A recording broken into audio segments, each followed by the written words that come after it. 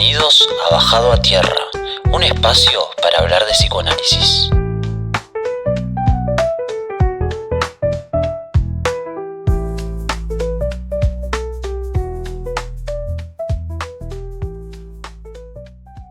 Hoy arrancamos con una miniserie sobre los casos clínicos que no solo cambiaron la historia del psicoanálisis, de la psicología, la creación del psicoanálisis, podríamos decir, sino que nos hicieron hacer ver que la mente y el cuerpo hablan un lenguaje mucho más profundo de lo que creíamos.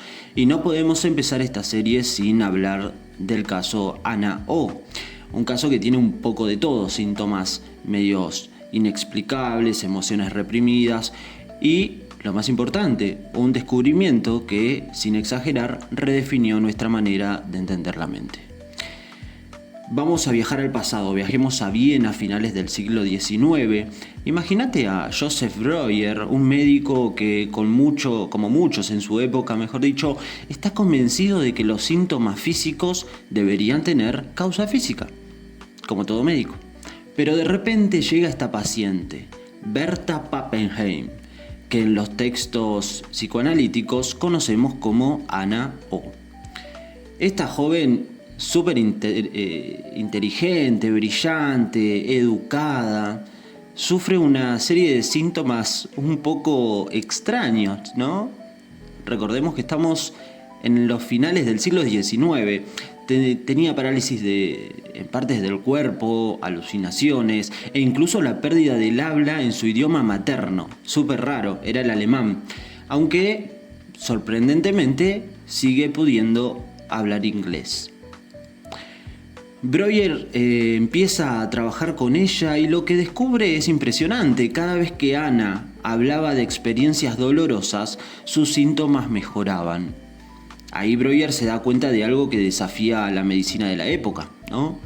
Cuando las palabras encuentran el camino hacia lo reprimido, el cuerpo, parece aliviarse. Y esto da pie a lo que él llama cura por la palabra, un concepto que, si bien no estaba completamente desarrollado en ese momento, es el germen de lo que después sería el psicoanálisis. Recordemos que Breuer escribió estudios sobre la histeria con Freud. Ana empieza a recordar cosas dolorosas que había reprimido, como la muerte de su padre, y Breuer observa que al expresar estos recuerdos, sus síntomas empezaban a disminuir. Pero hay un detalle importante que quizás no siempre se menciona. La intensidad de estas sesiones empieza a hacer que Breuer se sienta incómodo.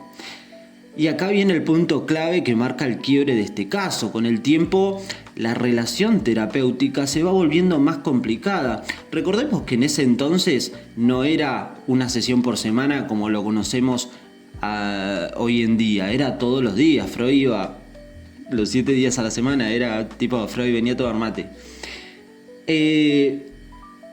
Con el tiempo, la relación, se empezó a volver más complicada, ¿no?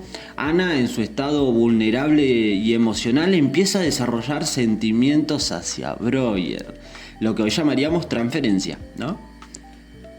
Para Breuer esta intensidad es demasiado, ella lo idealiza y al mismo tiempo proyecta en él toda la carga emocional que no había podido expresar antes.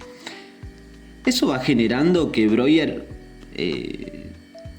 genere un malestar creciente, ¿no? Hasta que finalmente decide abandonar el caso.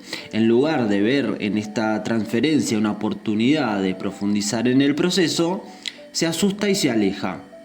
Él, que había sido pionero en abrir esta puerta, ¿no?, la cierra abruptamente cuando el caso se vuelve demasiado personal. Es más, chisme. Hay una teoría que Ana desplaza el enamoramiento que sentía por su padre a Breuer y Breuer asiente. Lo que llamamos hoy en día contratransferencia. La mujer de Breuer, esto es todo chisme, no sabemos si es verdad, capaz que sí. La mujer se entera y le dice que abandone el caso y se lo lleva a Francia. Tipo, Breuer, nos vamos a Francia. Bueno, en fin, es una teoría, ¿o no? Bueno, es entonces cuando entra en escena Freud. Freud estudia este caso con mucha atención, se da cuenta de lo que Breuer interpretó como un obstáculo, es decir, esa transferencia intensa de Ana hacia él, que era en realidad una de las claves para entender cómo funciona el inconsciente. Freud comprende que esta transferencia, lejos de ser una traba, es una pieza fundamental en el proceso terapéutico. O sea, la transferencia permite que el paciente replique sus conflictos inconscientes en la relación con el terapeuta, lo que, aunque obviamente desafiante, es una oportunidad para trabajar esos conflictos en el aquí y ahora de la terapia. Se la robé esa frase a los TCC, pero bueno, estos TCC. Entonces, cuando Freud toma el testigo de Breuer, lo hace con una visión renovada. Él no solo ve el potencial de la cura por la palabra, sino también el papel crucial de la transferencia en el proceso de sanación. Freud no se asusta frente a la intensidad de los sentimientos que emergen en la terapia, más bien los interpreta, los analiza y los utiliza como herramientas para explorar el inconsciente. Este caso en manos de Freud marca un antes y un después. Freud ve los síntomas de Ana O, como sus parálisis y alucinaciones, no son simplemente una cuestión de nervios o una enfermedad médica, son manifestaciones de algo reprimido, de conflictos internos que, en lugar de salir en palabras, salen en formas de síntomas físicos, es decir, son formaciones sustitutivas. Y Freud empieza a entender que el inconsciente tiene sus propios caminos, que si no lo escuchamos, el cuerpo lo va a expresar de alguna forma. Esto es como el capítulo que hablamos sobre la alexitimia, ¿no?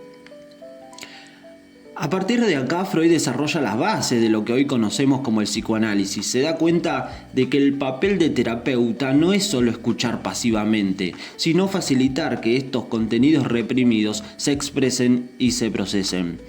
Y así, la cura por la palabra se convierte en el pilar fundamental de la terapia psicoanalítica. Nosotros, en el presente, podemos mirar este caso y reconocer cuánto sigue vigente, ¿no? Cuántas veces el cuerpo manifiesta lo que nuestro aparato no puede decir. Dolores, tensiones, malestares que a veces parecen surgir de la nada. Este caso nos invita a reflexionar sobre la importancia de poner en palabras lo que llevamos adentro, porque lo que no se habla tarde o temprano encuentra su salida en el cuerpo. Ana O nos muestra que a veces lo que pensamos que es un síntoma físico inexplicable puede ser en realidad un grito del inconsciente que necesita ser escuchado solamente. Y gracias a Freud, que entendió la transferencia como una herramienta en lugar de un obstáculo, hoy tenemos un marco para explorar esos conflictos internos, ¿no? Porque, como decía él, las emociones reprimidas no mueren nunca, son enterradas vivas y saldrán más adelante de peores formas. Gracias por escuchar. Chau, chau.